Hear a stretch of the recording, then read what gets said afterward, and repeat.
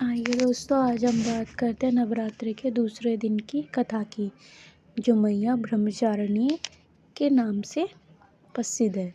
ब्रह्मचारिणी का अर्थ तप के चरण यानी तप का आचरण करने वाली देवी का ये रूप पूर्ण अत्यंत भाव है। इस देवी के हाथ में दाएं तरफ जप की माला होती है और बाएं हाथ में कमंडल धारण किया होता है।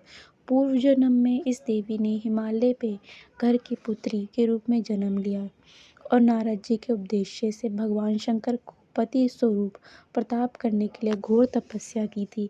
इस कठिन तपस्या के कारण इन्हें तपचारिणी अर्थात ब्रह्मचारिणी के नाम से अभिव्यक्त किया गया।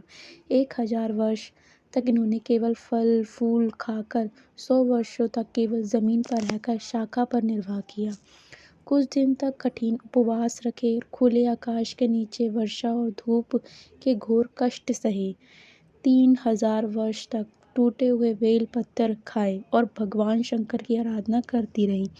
इसके बाद तो उन्हें सूखे विलाप पत्र खाना भी छोड़ दिया। कई हजार वर्ष तक निर्जला निर्वाह रहकर तपस्या कर रही थी। पत्तों को खाना छोड़ देने के कारण इनका नाम आपरण नाम पड़ गया तथा कठिन तपस्या के कारण देवी का शरीर एकदम क्षीण हो गया। देवता ऋषि सिद्धगण मुनि सभी ने ब्रह्मचारिणी की तपस्या को अद्भुत पुण्य कृत्य बताया, सराहना की और कहा, हे देवी, आज तक किसी ने इस तरह की कठोर तपस्या नहीं की। यह तुम्ही ही संभव थी। तुम्हारी मनोकामना परिपूर्ण होगी और भगवान चंद्रमौली शिव जी तुम्हें पति रूप में प्रताप होंगे। अब तपस्या छोड़कर घर लौट जाओ, जल्दी तुम्हारे पिता तुम्हें बुलाने आ रहे हैं। इसी देवी की कथा का सार ये है कि जीवन की कठिन संघर्षों में भी मन विचलित नहीं होना चाहिए। माँ ब्रह्मचारिणी देवी की कृपा से सर्व सिद्धि प्रताप होती है।